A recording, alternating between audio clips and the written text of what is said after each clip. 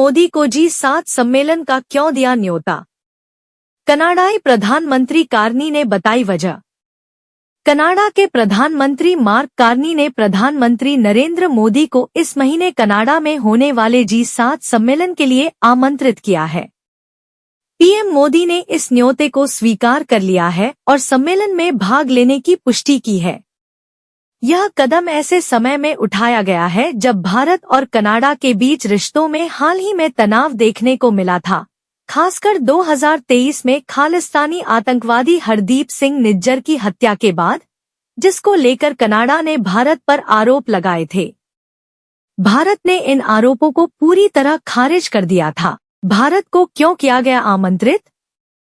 प्रधानमंत्री mark Carney ने कहा कि भारत की वैश्विक भूमिका को देखते हुए उसका G7 की चर्चा में शामिल होना जरूरी है। उन्होंने आगे कहा कि भारत दुनिया की 5वीं सबसे बड़ी अर्थव्यवस्था और सबसे अधिक जनसंख्या वाला देश है।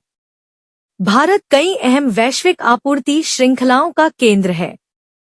ऐसे में भारत का G7 की चर्चाओं में शामिल होना बेहद जरूरी है।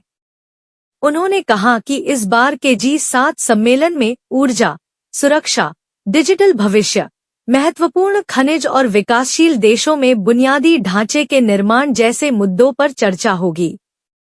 इन सभी मामलों में भारत की भागीदारी अहम मानी जा रही है। भारत कनाडा रिश्तों में नरमी।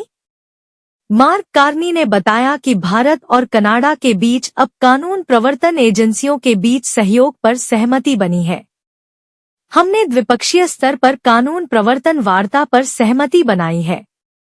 इससे जवाबदेही और सहयोग की दिशा में प्रगति हुई है। उन्होंने इसी संदर्भ में पीएम मोदी को आमंत्रित किया, जिसे मोदी ने स्वीकार कर लिया। कनाडा के न्योते पर पीएम मोदी ने क्या कहा?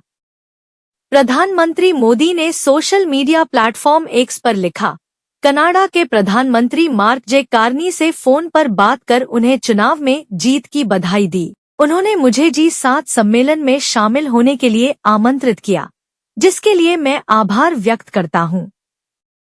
भारत और कनाडा दो जीवंत लोकतंत्र हैं, जो गहरे जन से जन संबंधों से जुड़े हैं। हम साझा हितों और परस्पर सम्मान के आधार पर मिलकर कार्य करेंगे। सम्मेलन में उनसे मिलने की प्रतीक्षा है। भारत कनाडा संबंधों में तनाव। कनाडा ने 2023 में आरोप लगाया था कि भारत के एजेंटों की संलिप्तता हरदीप सिंह निज्जर की हत्या में हो सकती है। निज्जर एक कनाडाई नागरिक और खालिस्तान आतंकी था। भारत ने इन आरोपों को बेबुनियाद बताया था। इसके बाद दोनों देशों ने वरिष्ठ राजनयिकों को निष्कासित कर दिया था और संबंधों में तनाव बढ़ गया था।